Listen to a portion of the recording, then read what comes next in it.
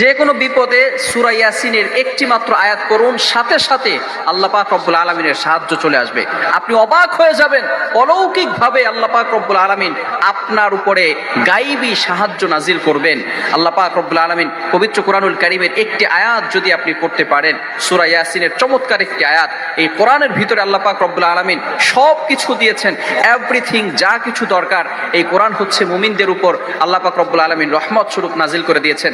আল্লাহ তাআলা নিজে বলছেন পবিত্র কোরআনুল কারীমের 15 নম্বর পারা 9 নম্বর পৃষ্ঠার 2 নম্বর লাইন, সূরা বনী ইসরাঈলের 82 নম্বর আয়াতে আল্লাহ তাআলা বলেন, ওয়া নুনাজ্জিলু মিনাল কোরআন মা হুয়া শিফাউ ওয়া রাহমাতুল লিল মুমিনিন। আমি আল্লাহ পাক রব্বুল আলামিন এই কোরআনটা মুমিনদের জন্য রহমত স্বরূপ নাজিল করে দিয়েছি, শেফা স্বরূপ আমি আল্লাহ তাআলা নাজিল করে দিয়েছি। এই কোরআনের ভিতরে সব রয়েছে।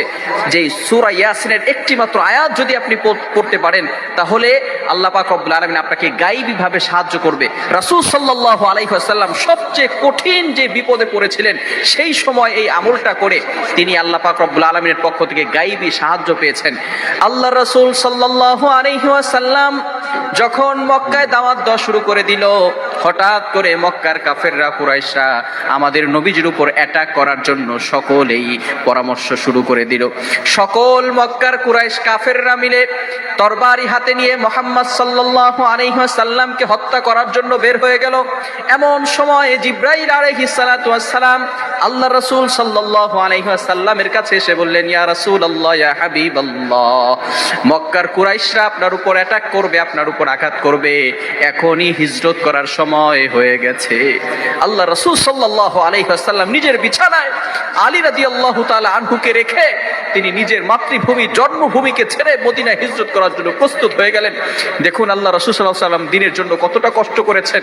নিজের মাতৃভূমি, যেখানে তিনি জন্মগ্রহণ করেছেন, জন্মভূমি, এই এলাকার মানুষ আল্লাহ রাসূল সাল্লাল্লাহু আলাইহি ওয়াসাল্লামকে থাকতে দেয় নাই। নবীজি একবার হাঁটে, আর একবার পিছনের দিকে তাকায় এবং নিজের এলাকার দিকে দেখে যে নিজের আপন জনেরা তাকে তার এলাকা থেকে বের করে দিচ্ছে, তাকে মারার জন্য আগ্রহ পোষণ করছে।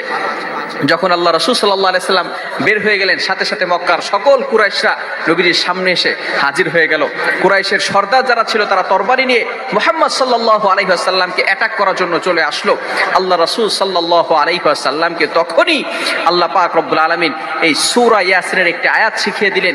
এই আয়াতটি পড়ার সাথে সাথে আল্লাহ রাসূল সাল্লাল্লাহু আলাইহি ওয়াসাল্লাম কিছু মাটি, কিছু ধুলাবালি হাতের ভিতরে নিলেন এবং সূরা ইয়াসিনের একটি আয়াত পড়ে সেখানে ফু দিলেন, এবং এটা মানুষের উপর আঘাত করার ফলে আল্লাহ পাক রব্বুল আলামিন এই আয়াত পড়ার ফলে এই পুরা মাটিগুলো, ধুলাবালিগুলো সকল মানুষের চোখের ভিতরে দিয়ে দিলেন। এবং আল্লাহ রাসূল সাল্লাল্লাহু আলাইহি ওয়াসাল্লাম কাফেরদের সামনে, তাদের সামনে দিয়ে আল্লাহ রাসূল সাল্লাল্লাহু আলাইহি ওয়াসাল্লাম বিপদ থেকে হেফাজত হয়ে তিনি তাদের সামনে দিয়ে চলে গেলেন। বলেন সুবহানাল্লাহ।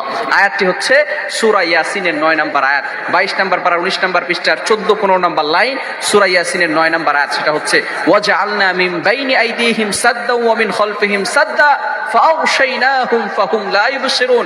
কঠিন বিপদে যদি আপনি এই আমলটা করতে পারেন, ইনশাআল্লাহ আল্লাহ পাক রব্বুল আলামিন আপনাকে গায়বী ভাবে সাহায্য করবে। আপনি অবাক হয়ে যাবেন, অলৌকিক ভাবে আল্লাহ পাক রব্বুল আলামিন যে সাহায্য করতে পারেন, আল্লাহ তাআলা বলতে একজন আছেন, আপনি এটা উপলব্ধি করতে পারবেন।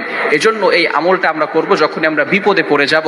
আল্লাহ পাক রব্বুল আলামিন এই আমল করার, বিশেষ করে কোরআনের উপর ইয়াকিন যদি আমাদের থাকে, তাহলে অবশ্যই অবশ্যই আল্লাহ পাক রব্বুল আলামিনের কোরআনের যেই জ্বলন্ত মুজিজা, কোরআন যে পাওয়ারফুল একটি কোরআন, এটা আমরা চাক্ষুষ প্রমাণিত হয়ে যাব যদি আমরা বিপদে পড়ে এই আমলটা করতে পারি। আল্লাহ তাআলা আমাদের সকলকে এই আমল করার তৌফিক দান করেন। সকলে বলেন আমিন।